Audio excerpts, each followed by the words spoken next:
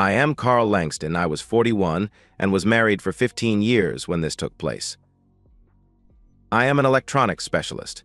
I do some installs, but I am mostly a troubleshooting and repair guy. I got lucky with some software I wrote and some gadgets I patented, so I am set for the money, but much too young to retire. I fell into this opportunity to buy the company that I was working at. I am a silent owner and have a CEO and CFO who are sworn to secrecy, so even my wife did not know about that. I had been owner of the business for 8 years when I heard about a device that would allow your home computer to be your answering machine. As a troubleshooter, I had to test it, so I set it up at my house, on my home phone. I found the device had a bug that actually worked to my advantage. I met Linda after I got out of the Army. I was a communications specialist and was injured in an attack while I was working with a communications team outside of Kirkuk in Iraq. Linda is a year and a little younger than I am. She is tall, and I swear it is almost all legs. She is also very beautiful with an upside-down teardrop-shaped face. She is of Polish, Ukrainian, and Miami Indian descent. She has the most beautiful blue-green eyes and high Indian-type cheeks. As I have described, she is an exotic knockout. She was 22 when I met her, fresh out of college and trying to get out on her own. I did not know it at the time I met her, but she was not only a virgin but had only been on a couple of dates and had not had a serious boyfriend since her junior year at the local Catholic high school. We met at a recruiting seminar that was held locally. The company I was investigating was looking for the head of their communications department and had asked me to come back in 45 minutes to talk to their president, as the position was considered one of management. I went to get something to eat at the food booth and Linda was in front of me. When she ordered, I could see that it was way more than she could carry, so I offered to help her if she would wait for my order. She did, and I carried the things back to the table she was sharing with 2 other young ladies. She thanked me and asked if I would join them. I agreed, and we sat and talked until I had to leave for my appointment. I got Linda's phone number and said I would call her that evening to find out how her job hunt went. After talking to the man about his position, something seemed off about the job.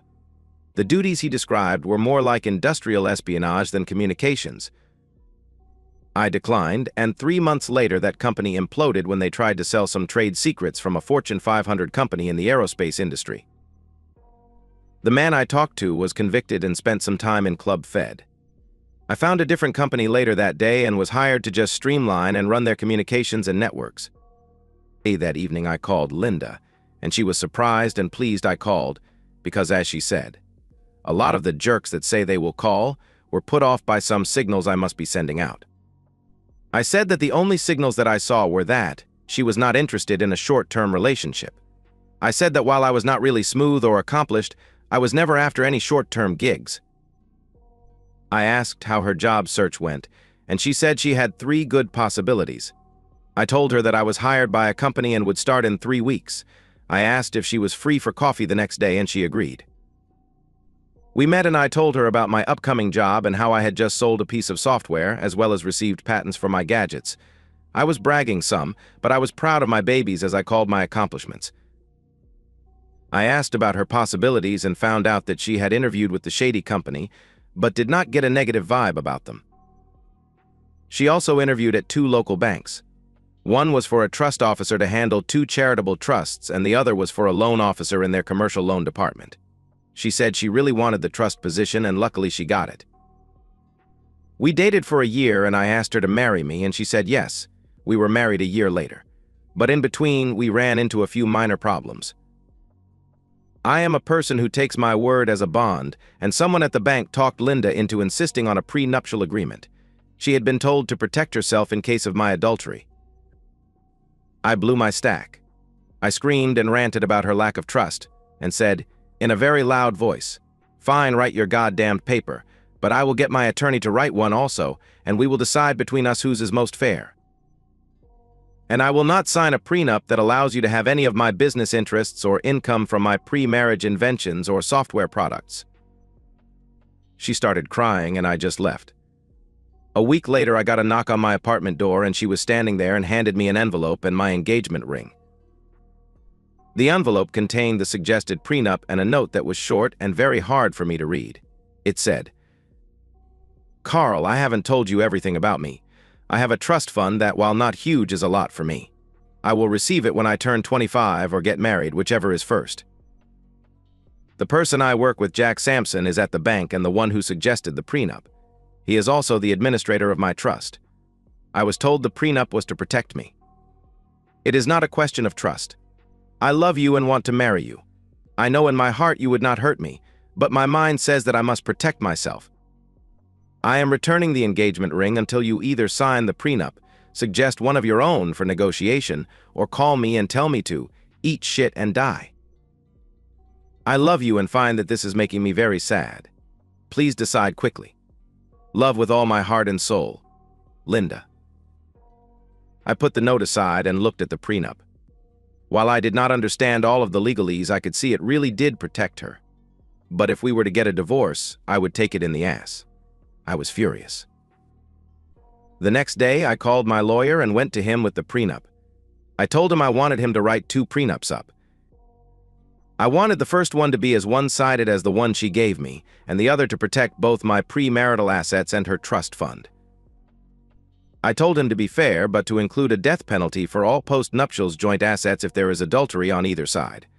I explained that I would show her the unfair one, and after she got done ranting, I would tell her I would sign the fair one. I got the papers about 3 days later and laughed at the unfair one. It just screamed, "I don't trust you, so you will be screwed if we divorce." I thought the fair one was okay, but I still did not like it. Because of the way Linda acted when she gave me the notes and papers, I thought turnabout was fair play. I wrote her this note. "Linda, I won't tell you to eat shit and die, but here is a prenup my lawyer wrote to protect me. I must tell you it is as one-sided as the one you gave me. That one I used to start a fire in the backyard for a couple of the neighbors' boys who were camping out. Your words and actions show me how little you trust me, and so if you want to marry me, you need to sign my prenup. Let me know if you want to negotiate a fair prenup or eat shit and die. I love you and want to marry you, but I will not be mistrusted until I show you I can't be trusted. You can have the ring back easily. All you need to do is show you trust me. I do not like the prenup idea, but will sign a fair one. If I don't hear from you before I start my job, I will move on. Otherwise, the ring is still here when you want to claim it. I do love you. Carl." A couple of days later, I received a screaming phone call from Linda, and I just let her rant about what a selfish bastard I was and I could go to hell before she would sign that. She said it was so bad she wouldn't wrap garbage in it. I started laughing and she started crying. I waited until she calmed down and said, "Now you know how I felt. If you want a prenup so damn bad, I have one you can give to your lawyer or advisor to look at, and we can use it as a start. Be very aware that your lack of trust caused me to insist on an adultery penalty for either side. Do we go on, or do I eat shit and die?" Linda started laughing and said, "You would probably ask for horseradish as a seasoning, you prick. If I didn't love you so much, I would come over there and kick your ass. Send me a copy and we can see how it goes. I love you," and she hung the phone up. Her lawyer agreed with almost everything but added a clause for spousal maintenance of $10,000 a year for the non-requesting spouse. I agreed to that and she got the ring back. We were married, and I switched jobs to head repairer and troubleshooter in the company until the purchase opportunity came up. That was after we had been married for about 6 years. I worked hard, and while I am not a great romantic, nor a culture vulture, I bought flowers for her just because and took her to concerts and plays. We also went dancing, and once or twice a year we went bar hopping. I found I liked alcohol way too much and quit drinking. I still did all of the other stuff and didn't stop Linda from having a drink even at the house. On our vacations and long weekends, we took trips all over the country. Life seemed good and Linda did not seem to complain, so I thought all was well.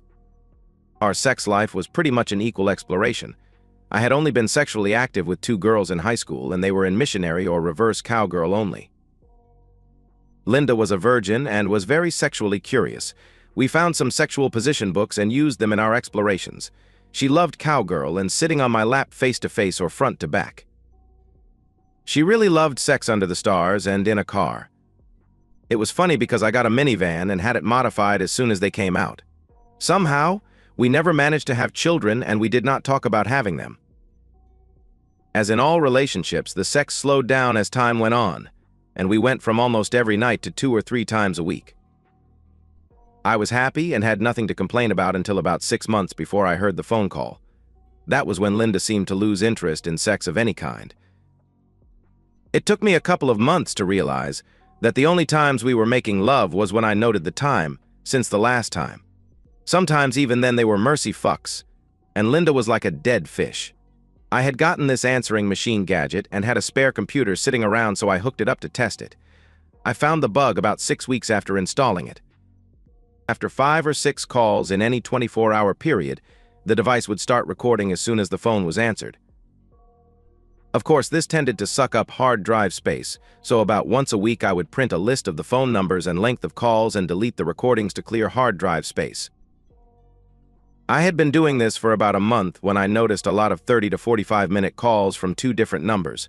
One of the numbers was from Linda's sister, and the other was unknown. The calls were always from after Linda got home and before I did, 90 minutes or so later. There were other calls from the same number, but if the phone wasn't answered, they hung up before they were asked to leave a message. I started saving those calls to a CD and kept them to listen to at a later time. After a particularly hard week, I took a 5-day weekend and started listening to these calls. Most of the ones to Linda's sister were just gossip and mundane stuff. The calls started to get more into their respective sex lives about the time my sex life went in the crapper. On one of the calls to Linda's sister, Linda admitted to fantasizing about taking a lover. That call was followed by more and more calls. Her sister would say that Linda was so lucky to have a man like me who was turned on by her. Linda said back, "I don't know, Carl has become so boring. We don't do any sexually exciting things anymore. I think now that Jack is starting to sniff around at work, I may see if teasing him will spice my life up."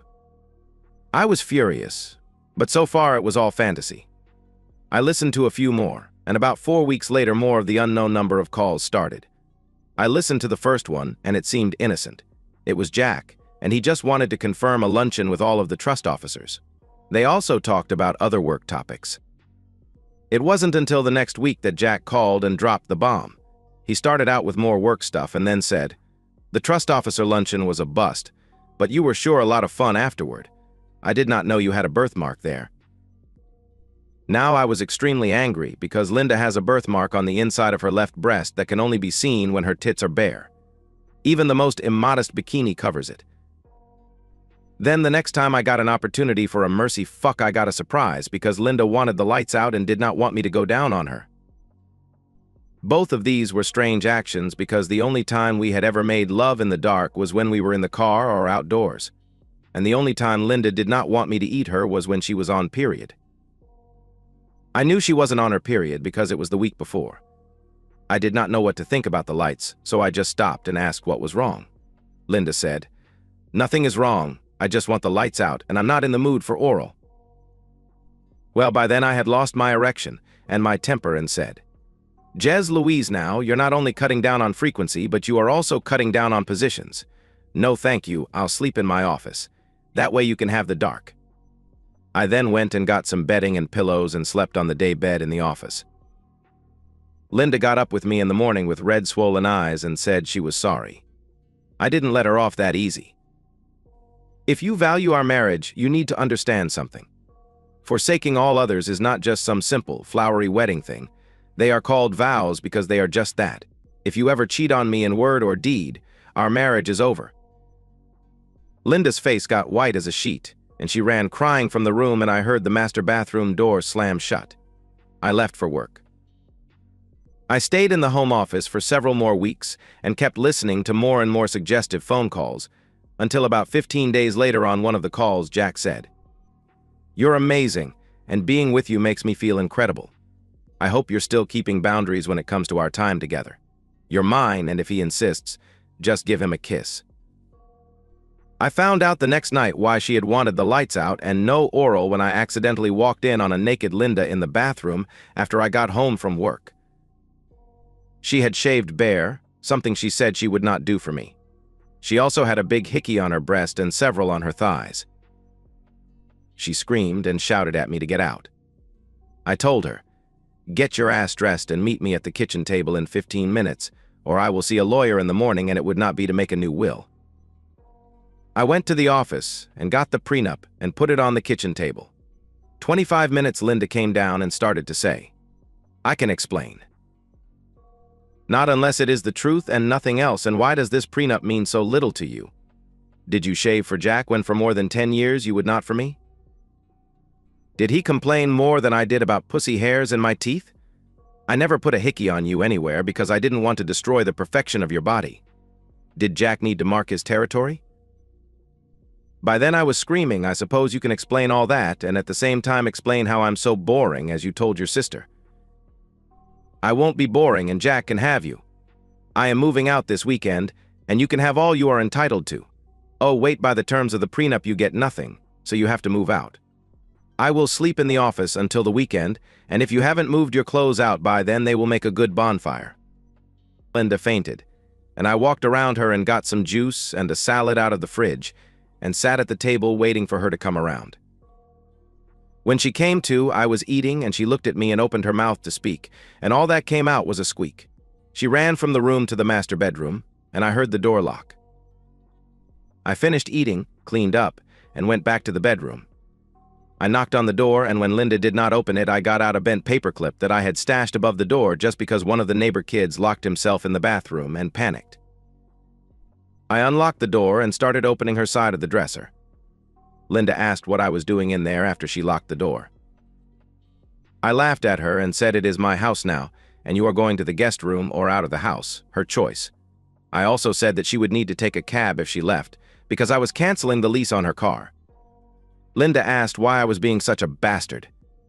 I looked at her and said, "Just look in the mirror at the marks on your body and remember our discussion about trust and the fight over the prenup." I added, "I heard your fuck buddy praising the feeling of putting his banana up you. You never let me do that, you stupid slut." I waited for a second to see if she had a comeback. After closing her mouth, she sighed and slowly walked out of the bedroom, and I heard the guest room door close. Linda left for work the next morning, and I called my office and told them that I had some important personal problems that I had to take care of and that I would not be in for the rest of the week. I then called a private investigator that our company used for periodic employee checks and internal investigations. They said they had a division that does that work, but wanted to know how serious I was about what I wanted. I said what I really wanted was for my wife to not be cheating, but she is, so go do everything legal that you can to prove it. I told him I had several hours of phone conversations between the lovers, but he did not know he was being recorded. So I didn't think I could use them. My next call was to my lawyer, and he said he would start the paperwork and have her served when I gave the word. I asked if he thought that the bank might have a non-fraternization policy. He thought they would. Then I told him that the man she was cheating with also controlled her trust fund. He just about jumped for joy at hearing that, as that was a big breach of fiduciary responsibility. I also thought that I had met his wife at one of the few bank-sponsored events that we went to. He said that I had made him a richer man today, and we closed our call. I then called the security company that runs the alarm system and entry security to all of the doors and windows in the house. They said that if I gave them a new security code, they would enter it and all the locks would change immediately. I did, and they did. Now all I had to do was call Linda and tell her that she was not to come into the house without ringing the doorbell. I did, and she went nuts. "Too bad, so sad," I said, and hung up. Next, I called the bank and informed them that I wanted all of the accounts closed as I would be transferring them to another bank. The person I talked to asked me to hold for a minute as the amounts were such that she was not authorized to do that. Next, an officious asshole came on and demanded to know why I wanted to close out the accounts. I told him that it was none of his business why, and then I said, "I just have a wild hair up my ass and decided to move my accounts to a more reputable bank." That sort of shut him up for a second or two, and he said that the accounts would be closed and I could sign the paperwork and pick up the check that afternoon. I thanked him and set an appointment for 1:30 p.m. I called my broker and had Linda removed from all of my accounts and asked that I be removed from all of hers. I called the lawyer back and asked if there was a way to sue any and all parties at the bank and destroy this Jack person. He said it was in the works. I then told him about the recordings, and he agreed that we could not use them in court. But if we get countersued, then they would be bargaining material. I called the leasing company and asked what the buyout was for Linda's car. When I found out how little it was, I bought it. I may be angry, but I decided that maybe a little compassion would soothe some of her anger. Linda moved in with her sister that weekend, and when her sister tried to give me a load of shit about what I was doing, I ripped Linda's blouse up and showed her the hickey. I said there are more on the inside of her legs and I haven't had sex with her in almost a month. That stopped that in a big hurry. The private investigator came back with all of the information I needed. It also showed that the lovers were charging their lunch trysts to the bank as business meetings. I paid the bill and sent a copy of the reports to my lawyer. I told the lawyer to serve any and all interested parties during the next business day about 2 in the afternoon. I made it a point to set up an appointment with my trust officer for that time. His office was right next to Linda's and between hers and Jack's. I was in my trust officer's office waiting area because he was running behind. That suited me just fine. I saw 2 young people come in accompanied by a sheriff's deputy. They each had large manila envelopes in their hands. The first office they went into was down the hall a little way, and I assumed it was the supervising trust officer's office. There was not much of a response to that, but the next office was Jack's. He yelled, "He can't do that." Then he ran from his office to go see Linda. He saw me sitting there and gave a screech and ran up and punched me. I wasn't ready, and the punch was powerful and it knocked me out for a couple of seconds. When I came to, Jack was in handcuffs, and the deputy was looking at me to see if I was okay. He asked what I did to piss the guy off so much that he would attack me. I told him to ask the lady in the next office they were going to. I then told him to charge Jack with whatever was correct, and I would sign the complaint. I then called my lawyer and gave him the update. He giggled like a schoolgirl and said, "Thanks for the yacht. Now it won't matter if the bank has a policy or not. An officer of the bank attacked a customer on bank property during business hours. How do you feel about owning a branch or 10 of that bank?" I half laughed and said, "The fireworks are over, now the waterworks will start. They are going into Linda's office as we speak. Send me the bill when all is said and done." He came back with, "Hell, by the time we're done, one of the provisions I will insist on is the bank pay my bill. I'll let you go, but keep me informed." Then he hung up. Linda did not scream or yell, and I didn't hear any crying, so maybe she was expecting it. When I got home, I had several calls on the new answering machine, and my cell phone had several voicemails from Linda. The answering machine calls were from people at the bank asking to talk about the lawsuits. I deleted the voicemails. I then called Linda's sister and asked her to let Linda know that I would not talk to her unless it was in my lawyer's office. I did get an interesting call from my private investigator. It seems that the state's attorney general's office has begun an investigation into Jack's possible looting of several trust funds. One of them was Linda's. He said the schmuck was seducing her to keep her in the dark. Jack has been arrested on grand theft and embezzlement charges, as well as breach of trust charges. Linda's trust was almost empty. When she found out, she sued the bank. Between the 2 of us and our lawyers, we got high 7 figures each from the bank, and Linda's trust was restored. She wanted reconciliation, but I just handed her a jar of horseradish. And that's the end of today's story. If you enjoyed it, please give this video a thumbs up and drop a comment below. Your support helps the algorithm push my content further. If you're new to the channel, don't forget to hit that subscribe button. It really helps me keep creating more stories for you. Thanks for watching, and I'll see you in the next one.